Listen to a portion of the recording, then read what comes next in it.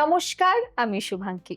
আবারও আমরা চলে এসেছি সমস্যার সমাধান অনুষ্ঠানে এবং সমস্ত সমস্যার সমাধান করতে যাকে পেয়ে গেছি তার ব্যাপারে যতই বলবো ততই কম। আমাদের সকলের প্রিয় জ্যোতিষবিদ অ্যাস্ট্রোলজার জয়দেব শাস্ত্রীজি। অনেক অনেক স্বাগত আজকে স্টুডিওতে। নমস্কার। জয় শ্রী ঠাকুর রামকৃষ্ণ, জয় শ্রী ঠাকুর রামকৃষ্ণ, জয় শ্রী ঠাকুর রাম। সমস্যার সমাধান অনুষ্ঠানে আপনাদের সবাইকে স্বাগত জানাই। আজকে এমন কিছু কোশ্চেনের অ্যান্সার নিয়ে এসেছি আমরা, যেটা হয়তো আপনাদেরই মনের কথা। অরুণ ঘোষ মেসেজ করেছে, আমাদের বয়স 41 ইয়ার্স, দুর্গাপুরে থাকে এবং বলছে রাতে ঘুম আসে না, মনে সবসময় একটা অস্থিরতা কাজ করে। বাড়িতে কি কোনো বাস্তুদোষ আছে জানতে চেয়েছে আপনার কাছে। অরুণ বাবুর সমস্যাটা জ্যোতিষে সাধারণত চন্দ্রের অবস্থান দিয়ে বিচার করা হয়, কারণ চন্দ্র মনের কারক। কুণ্ডলিতে চন্দ্র যদি রাহু বা শনির সাথে যুক্ত থাকে, একে বলে গ্রহণ যোগ বা শনি চন্দ্র যুতি। তাহলে মানসিক অস্থিরতা, দুশ্চিন্তা ও ঘুমের সমস্যা দেখা দেওয়াটা এই যোগের একটা পরিচিত প্রভাব বলে ধরা হয়। এবং আমরা যদি তন্ত্র মতের ব্যাখ্যা জানতে চাই তাহলে দর্শক বন্ধুদের কি বলবেন? এটাকে বলা হয় মানসিক আবরণ, অর্থাৎ মনের উপর একটা চাপ জমে থাকা, যা প্রতিদিনের চিন্তা জমতে জমতে তৈরি হয়। এক্ষেত্রে শোয়ার আগে কিছুক্ষণ গায়ত্রী মন্ত্র বা ওম জপ করার প্রথা প্রচলিত আছে, যাতে মন শান্ত হয়। আচ্ছা, এবার যদি বাস্তু মতে আসি তাহলে এর কি ব্যাখ্যা হতে পারে? শোবার ঘরে মাথার দিকে বড় জানালা বা মাথার উপর বিম, ছাদের রড থাকলে সেটা ঘুমের উপর চাপ তৈরি করতে পারে, সেটা আমরা বলে থাকি। এছাড়া ঘরে অতিরিক্ত পুরনো বা অব্যবহৃত জিনিস জমিয়ে রাখলে, যাকে বাস্তুতে স্থবির শক্তি বলা হয়, মনে অস্থিরতা বাড়তে পারে। এবং যদি এবার সংখ্যা তত্ত্বতে আসি তাহলে কি করা যেতে পারে, শাস্ত্রীজি একটু বলুন। অরুণ বাবুর জন্ম তারিখের সংখ্যা যদি 4 হয়, তার মানে আমরা জানি রাহুর সংখ্যা, রাহুর সংখ্যা। তাহলে জীবনে হঠাৎ পরিবর্তন ও অস্থিরতার প্রবণতা একটু বেশি থাকে বলে ধরা হয়। এক্ষেত্রে নিয়মিত রুটিন মেনে চলার পরামর্শ আমরা দিয়ে থাকি। হাত যদি আমরা বিচার করি, তাহলে হাতের তালুতে মস্তক রেখা যদি খুব বেশি ঢালু হয় বা ঢালু হয়ে চন্দ্র পর্বতের দিকে নেমে যায়, তাহলে হস্তরেখায় এটাকে অতিরিক্ত কল্পনা প্রবণতা বা দুশ্চিন্তার লক্ষণ বলে ধরা হয়। দীর্ঘস্থায়ী ঘুমের সমস্যা বা মানসিক অস্থিরতা চলতে থাকলে আর দেরি করবেন না, এখনই পরামর্শ নিন। একদমই তাই, যাব পরের প্রশ্নে।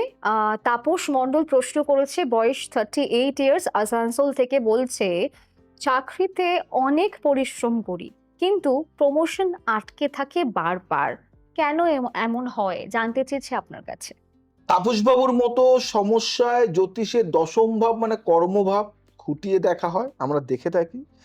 দশম ভাবের অধিপতি যদি ষষ্ঠ বা দ্বাদশ ভাবে গিয়ে বসে, তাহলে পরিশ্রমের ফল বিলম্বিত হওয়ার বা প্রাপ্য স্বীকৃতি না পাওয়াটা এই যোগের একটা পরিচিত লক্ষণ।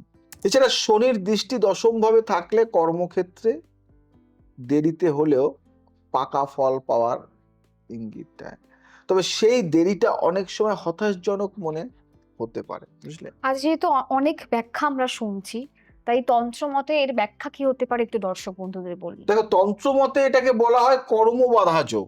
কি বললাম? কর্মবাধা যোগ। কর্মক্ষেত্রে অদৃশ্য প্রতিদ্বন্দ্বিতা, যেটা আমরা দেখতে পাচ্ছি না, ঈর্ষার শক্তি কাজ করে। এক্ষেত্রে প্রতি মঙ্গলবার হনুমান চালিসা পাঠের প্রথা প্রচলিত আছে, যা বাধা কাটাতে সহায়ক বলে আমরা বিশ্বাস করি। এবং যদি আমরা মানে বাস্তু মতে আসি তাহলে কি করা যেতে পারে? দেখো, বাস্তু মতে অফিসে যেখানে আমরা বসি বা বসার আসনের ঠিক পেছনে যদি দরজা বা জানালা থাকে, তাহলে পিঠে সাপোর্ট না থাকার প্রতীকী অর্থে কর্মজীবনে অস্থিরতা তৈরি হতে পারে বলে ধরা হয়। বসার চেয়ারের পেছনে সবসময় শক্ত দেয়াল থাকা শুভ। সংখ্যাতত্ত্বে যদি আমি বিচার করি, তাহলে তাপসবাবুর মূলাঙ্ক যদি 6 হয়, শুক্রের সংখ্যা এটা, তাহলে কর্মক্ষেত্রে কূটনৈতিক বুদ্ধির চেয়ে সরাসরি কাজের উপর বেশি ভরসা করার প্রবণতা থাকে, যেটা মাঝে মধ্যে রাজনীতি বোঝায় পিছিয়ে দেয় বলে ধরা হয়। আচ্ছা, হস্তরেখা দেখে তাহলে আমরা কি বিচার করতে পারি? হ্যাঁ, এটা দারুণ কথা বলেছো। হাতের তালুতে ভাগ্যরেখা যদি মস্তক রেখার কাছে এসে থেমে যায়, সেটা কর্মক্ষেত্রে নিজের সিদ্ধান্তে বাধা পাওয়ার ইঙ্গিত বলে আমরা হস্তরেখার বিচার করে যেটা পেয়েছি সেটাই শেয়ার করলাম। এবং যাব পরে প্রশ্নে। শিখা বসু মেসেজ করেছে আমাদের এবং বয়স 31 ইয়ার্স, হাওড়ায় থাকে এবং বলছে অনেকেরই সমস্যা এটা, সন্তান হচ্ছে না অনেক দিন ধরে চেষ্টা করেও। আচ্ছা, জ্যোতিষে এর কোনো কারণ আছে কি? আপনার কি মনে হয়? এটা অনেকেই রিলেট করতে পারবে যারা দেখছে। শিখা দেবীর মতো সমস্যায় জ্যোতিষে পঞ্চম ভাব মানে কেন সন্তান ভাব হুম। আমরা ধরি, ও তার অধিপতি গ্রহ পরীক্ষা করা হয়। পঞ্চম ভাবে যদি রাহু কেতুর অক্ষ মানে নোড অবস্থান করে বা পঞ্চমে স্পীড়িত হয়, তাহলে সন্তান লাভে বিলম্ব হওয়াটা এই যোগের পরিচিত একটা দিক, যেটা আমরা বলে থাকি। বৃহস্পতি সন্তানের কারক গ্রহ, দুর্বল থাকলেও এই রকম প্রভাব দেখা যেতে পারে। হুম। আচ্ছা শাস্ত্রীজি, যদি আমরা তন্ত্র মতে আসি তাহলে এর ব্যাখ্যাটা কিভাবে হবে? তন্ত্রমতে এক্ষেত্রে সন্তান বাধা যোগ, যা পূর্বপুরুষের অসম্পূর্ণ কোনো ইচ্ছা বা পিতৃদোষ থেকে তৈরি হয় বলে বিশ্বাস করা হয়। এর প্রতিকারে পিতৃপক্ষে তর্পণ ও নিয়মিত সন্তোষী মায়ের ব্রত পালনের প্রথা প্রচলিত। এবং যদি আমরা বাস্তু মতে আসি, এর কি ব্যাখ্যা হতে পারে? দেখো, বাস্তু মতে দম্পতির শোবার ঘর যদি দক্ষিণ পশ্চিম কোণে না হয়ে বাড়ির উত্তর পশ্চিম কোণে, যেটা অস্থিরতার কোণ ধরা হয়, হুম। তাহলে সেটাও একটা কারণ হতে পারে। আমরা বিচার করি এটা। শোবার ঘর সবসময় দক্ষিণ পশ্চিমে হওয়াই বাস্তুমতে আদর্শ। বুঝতে পারলে? আচ্ছা, এবার যদি আমরা সংখ্যা তত্ত্বে আসি, এর কি প্রভাব পড়তে পারে? দেখো, সংখ্যা তত্ত্ব নিয়ে যদি আমি বলি, তাহলে দম্পতির নামের সংখ্যা যদি একে অপরের সাথে সাংঘর্ষিক হয়, তাহলে এটাকে সংখ্যাগত অসম মানে অসামঞ্জস্য বলে ধরা হয়, হুম। যার প্রতিকারে নামের বানানো বা নামের বানানে সামান্য পরিবর্তনের পরামর্শ আমরা দিয়ে থাকি। আচ্ছা, এবার যদি আমরা হস্তরেখা দিয়ে বিচার করি শাস্ত্রীজি, তাহলে কি হতে পারে?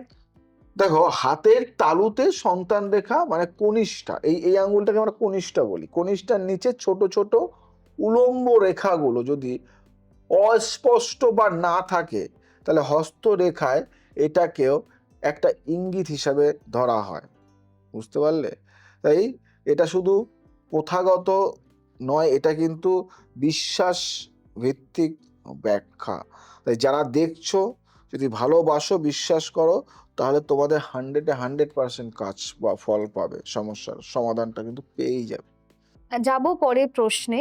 আজকে কিন্তু অনেক রকম ব্যাখ্যা আমরা শুনছি এবং দেবাশিস প্রামাণিক আমাদের মেসেজ করেছে, বয়স ৪৫ বছর, মেদিনীপুরে থাকে এবং বলছে বারবার শরীর খারাপ হচ্ছে। ডাক্তার দেখিয়েও ঠিক কারণ ধরা পড়ছে না। এটা কি গ্রহের প্রভাব? জানতে চেয়েছে আপনার কাছে। জ্যোতিষে ষষ্ঠ ভাব মানে রোগ ভাব ও লগ্নেশের অবস্থান পরীক্ষা করা হয়। ষষ্ঠ ভাবে যদি একাধিক পাপগ্রহ মানে শনি, রাহু, মঙ্গল একত্রে অবস্থান করে, তাহলে দীর্ঘস্থায়ী বা অনির্ণেয় শারীরিক সমস্যা দেখা দেওয়াটা এই যোগের একটা পরিচিত প্রভাব বলে ধরা হয়। এছাড়াও চলতি দশা, অন্তর্দশা পাপ গ্রহের প্রভাব থাকলেও একই লক্ষণ কিন্তু দেখা যায়। আচ্ছা, এবার যদি আমরা তন্ত্র মতের কথা বলি তাহলে কি হবে? তা তন্ত্রমতে এটাকে বলা হয় সূক্ষ্ম মানে আচ্ছা। সূক্ষ্ম শরীরের ভারসাম্যহীনতা। বুঝতে পারলে? কঠিন ভাষা লাগে, তাই তো? একদম। মানে স্থূল শরীরের রোগ ধরা না পড়লেও হুম। শরীরের শক্তি প্রবাহে, যাকে বলা হয় প্রাণ শক্তি, একটা বাধা তৈরি হয়ে থাকে। নিয়মিত প্রাণায়াম ও সূর্য প্রণামের প্রথা একত্র প্রচলিত। আমি অনেককে দিয়েছি, যেহেতু আমি একজন যোগবিদ এবং যোগাসন আচ্ছা, শেখাই। হ্যাঁ, যোগা, হ্যাঁ। প্রাণায়াম এবং বিভিন্ন যোগ শিক্ষা, যেটা হয়তো অনেক সাধারণ মানুষ সেই যোগ জানে না। মানে কিছু আসন জানে, কিন্তু অনেক যোগ আছে যেটা মুদ্রার আকারে করতে হয়। যেটা ব্রিদিং মানে শ্বাস প্রশ্বাসের আকারে হুম। করতে হয়, সেগুলি বহু রকম কিছু শেখানো হয়। কিছু কিছু আকুপ্রেশার টাইপের আছে, আচ্ছা, যেটাকে আমরা আচ্ছা। অ্যাকুপ্রেশার হ্যাঁ, বলি, হ্যাঁ, হ্যাঁ, বা হ্যাঁ। আকুপাঞ্চার বলে পাঞ্চার, অনেকে। হ্যাঁ, যেটা হ্যাঁ, আকুপাঞ্চারটা হলো ওটা একটা মানে চীনা পদ্ধতি। হ্যাঁ। তা আকুপ্রেশার যেটা আছে, যেটা প্রেশার দিয়ে হয়, আর হুম, পাঞ্চার মানে ফোটানো ওটা হয়, বলে, হ্যাঁ। সুই ফোটানো হয়। তো সুই ফোটানোটা না, আমরা প্রেশার মানে এরকম বহু রকম ক্রিয়া কিন্তু আমাদের টিম করে থাকে বা শেখানো হয়। শেখানো হয়। আচ্ছা, এবার যদি বাস্তবমতে জিজ্ঞেস করি এর কি প্রতিকার হতে পারে? তো বাস্তুমতে বাড়ির দক্ষিণ পূর্ব কোণ আমরা জানি অগ্নিকোণ, যেটা স্বাস্থ্যের সাথে যুক্ত ধরা হয়। যদি অপরিষ্কার থাকে বা সেখানে জল জমে থাকে, তাহলে বাড়ির বাসিন্দাদের স্বাস্থ্যে দীর্ঘস্থায়ী প্রভাব পড়তে পারে বলে আমরা বাস্তুবিদরা মনে করি। এবং যদি আমরা একটু সংখ্যাতত্ত্বের কথা বলি, হুম। সেক্ষেত্রে কি হতে পারে? দেখো, সংখ্যাতত্ত্বের বিচারে যদি আমি যাই, হুম। দেবাশিস বাবুর জন্ম মূলাঙ্ক যদি ৮ হয়, আচ্ছা। তাহলে জীবনের শারীরিক ধকল বেশি পড়ার প্রবণতা এই সংখ্যার একটি হুম। পরিচিত বৈশিষ্ট্য বলে ধরা হয়, যেটার জন্য নিয়মিত বিশ্রাম ও রুটিন মেনে চলার আমরা পরামর্শ দিয়ে থাকি। আচ্ছা শাস্ত্রীজি, এবার যদি আমরা হস্তরেখার কথা বলি, তাহলে সেক্ষেত্রে কি বিচার হতে পারে বলে আপনার মনে হয়? আচ্ছা, আচ্ছা, আচ্ছা। মানে হাতের তালুর কথা বলছো। তো দেখো, হাতের তালুতে জীবন রেখা যদি মাঝপথে দ্বীপ চিহ্ন, মানে হুম। দ্বীপ চিহ্ন বা ভাঙা রেখা দেখায়, হস্তরেখা এটাকে স্বাস্থ্যগত অস্থিরতার ইঙ্গিত বলে ধরা হয়। সময়ের সাথে সাথে আমাদের চলতে হয়। ভালো থাকো, সুস্থ থাকো, সবাইকে ভালো রাখো। আজ আসি, আবার আসবো নতুন কিছু নিয়ে। জয় শ্রী ঠাকুর রামকৃষ্ণ।